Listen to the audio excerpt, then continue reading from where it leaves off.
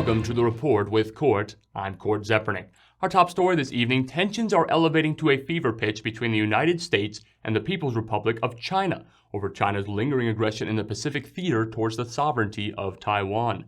Tensions continue to ascend just days after Chinese state-run television released a digital demonstration illustrating the blueprint of a simulated missile strike on Taiwanese territory.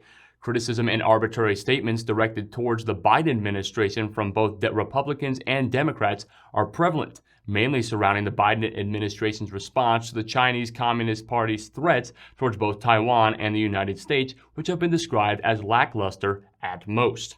Boisterous criticism of Biden's handling of the recent Chinese espionage activities, including the eventual confiscation of the Chinese Communist Party spy balloon, has been the subject of criticism from the presidential campaigns of both Donald Trump and Republican Florida Governor Ron DeSantis, both who remain very concerned about China's adamant threats towards the safety and security of American citizens, both at home and abroad.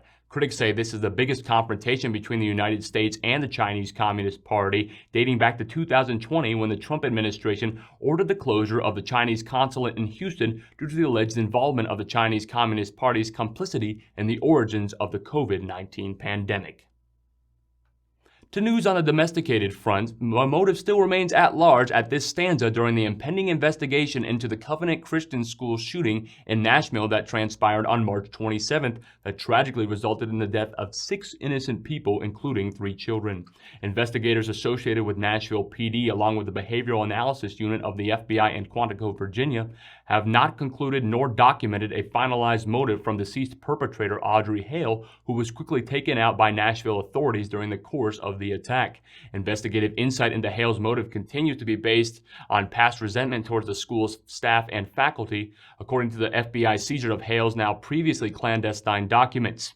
An investigation remains ongoing. In addition, an investigation continues into the Covenant School security schematic on the day of the shooting and the trespassers' aid and availability to enter the school grounds.